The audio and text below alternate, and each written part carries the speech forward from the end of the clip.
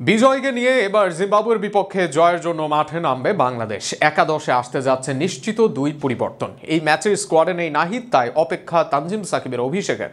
অন্যদিকে ওপেনারদের মধ্যে বাদ পড়তে হবে একজনকে। সেক্ষেত্রে মান বাঁচাতে দ্বিতীয় টেস্টে কেমন একাদশ নিয়ে মাঠে নামছে বাংলাদেশ ও বিজয়কে দলে নেওয়ার কারণ নিয়ে বিস্তারিত থাকছে প্রতিবেদনে। জিম্বাবুয়েকে বলা হয় টাইগারদের বিপদের বন্ধু, তাই তো এই দলটির বিপক্ষে নিয়মিতই খেলতে দেখা যায় টাইগারদের। তবে এবার যেন বন্ধুত্বের মান রাখতে লজ্জার হার বরণ করল বাংলাদেশ। জিম্বাবুয়েকে অনেক বেশি ছোট করে বর্তমানে প্রেক্ষাপটে দেখা গেলেও সিলেটের মাটিতে বাংলাদেশের বিপক্ষে এখন পর্যন্ত 2 টেস্ট খেলে 2 টেস্টেই জয়লাভ করেছে জিম্বাবুয়ে। পূর্বের শিডিউলে পূর্ণাঙ্গ সিরিজ থাকলেও 2 বোর্ডের সম্মতিতে শুধু 2 টেস্ট খেলতে জিম্বাবুয়ে এসেছে বাংলাদেশে। আর সেখানে প্রথম ম্যাচে হেরে বেশ শক্তিশালী একাদশ নিয়ে মাঠে নামবে টাইগাররা। ওপেনিংয়ে আগের সিরিজে ভালো করেছে সাদমান, তবে সর্বশেষ ম্যাচে 2 সিরিজে ফিরেছেন হতাশ করে। তাই কিছুটা রান পাওয়া অন্য ওপেনার জয়কেই দেখা যেতে পারে ওপেনিংয়ে, তবে সেক্ষেত্রে সাদমানের সম্ভাবনা শেষ হয়ে যায়নি। অন্যদিকে তাদের যে কোনো একজনের সাথে জুটি করে আবারও আন্তর্জাতিক ক্রিকেটে ফিরবেন এনামুল হক বিজয়। ওয়ানডাউনে অধিনায়ক নাজমুল হোসেন শান্ত থাকবেন একাদশে, অন্যদিকে 4 নম্বরে খেলবেন টেস্ট স্পেশালিস্ট মুমিনুল হক সৌরভ। তবে আগে মুমিনুল ও পরে শান্তকে দেখারও সম্ভাবনা আছে।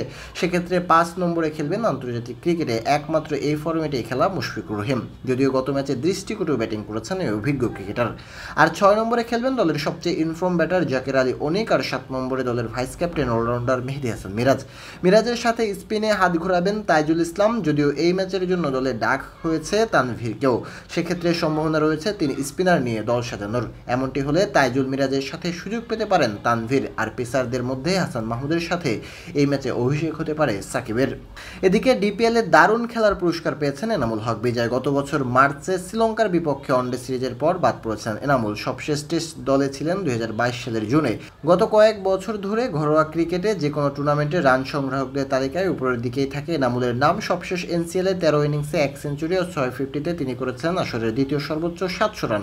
পরে বিপিএলে 12 ইনিংসে 1 সেঞ্চুরি ও 250-তে 392 রান করেন এই টপ অর্ডার ব্যাটসম্যান। একই ফর্ম ধরে রেখে এবার ডিপিএলে 14 ইনিংসে 4টি করে সেঞ্চুরি ও 50-তে 79.45 গড় ও 97 ও 97.43 স্ট্রাইক রেটে করেন সর্বোচ্চ 874 রান।